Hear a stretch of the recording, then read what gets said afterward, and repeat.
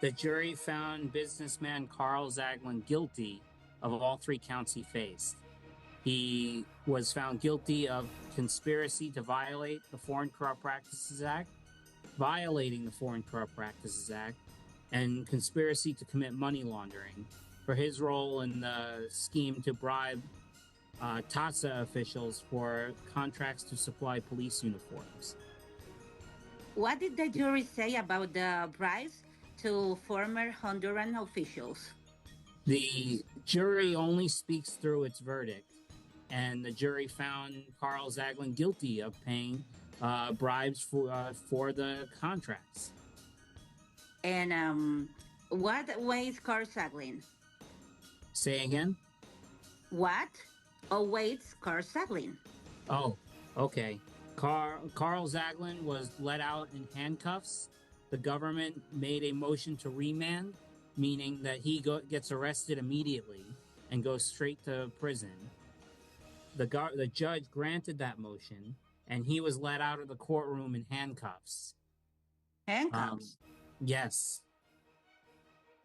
How many He years in he sorry, faces up to 20 years in prison. 20 years. 20 years. He's 70 years old, so that could be until he's 90 years old. Although typically, uh, bribery defendants don't face their full term, that full maximum term. They usually get 4 to 5 years on average. Um, there was some information about another contract that could not be agreed. Yes, part of the case involved an attempt to sign a contract in 2019 worth 7.5 million US dollars as part of an agreement with the U.S. State Department's INL division.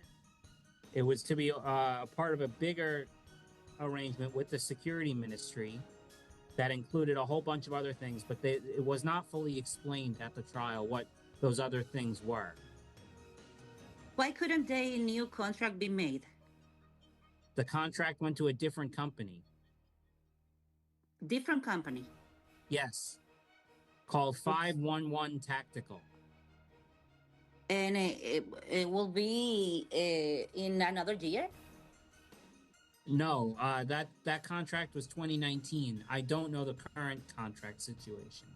What do you think happens with the link Hondurans? The which Hondurans?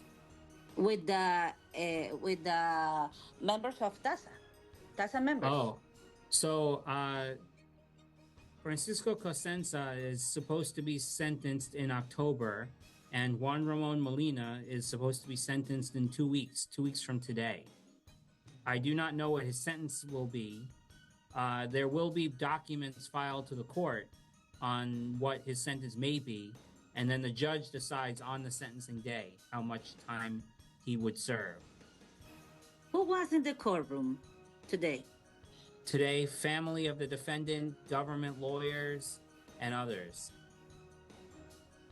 Cosenza? No, Juan Ramon Molina? no. When we know about what was the years in prisons that cars have to pay? You mean Mr. Zaglin? Yes, Oh, December. He gets sentenced December 3rd. December 3rd. Yes. The banker Marchena pleaded guilty. Francisco Cosenza pleaded guilty. Mr. Molina pleaded guilty. And Zaglin was the last one. He fought the case to trial and he lost.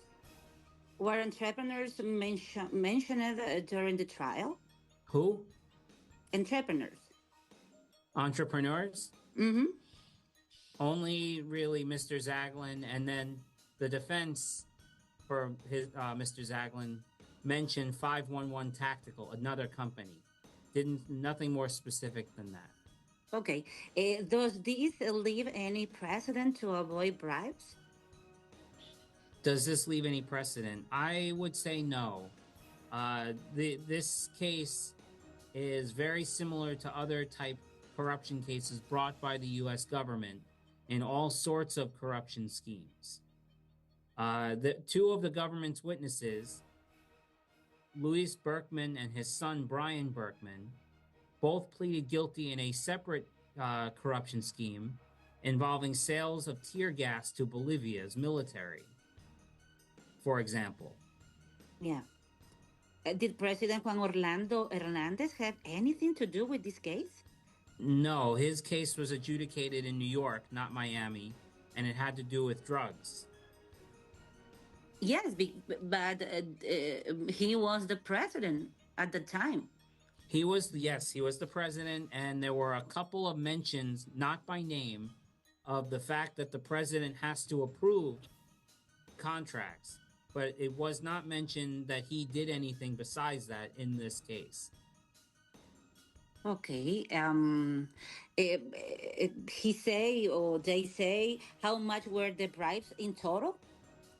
The amount of money laundered for the bribes was $2.5 million. However, the government traced in bank transfers about 600,000.